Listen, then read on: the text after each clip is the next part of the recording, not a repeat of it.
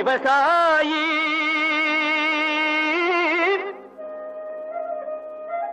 விவசாயி கடவுள் என்னும் முதலாளி கண்டெடுத்த தொழிலாளி விவசாயி விவசாயி கடவுள் என்னும் முதலாளி கண்டெடுத்த தொழிலாளி விவசாயி விவசாயி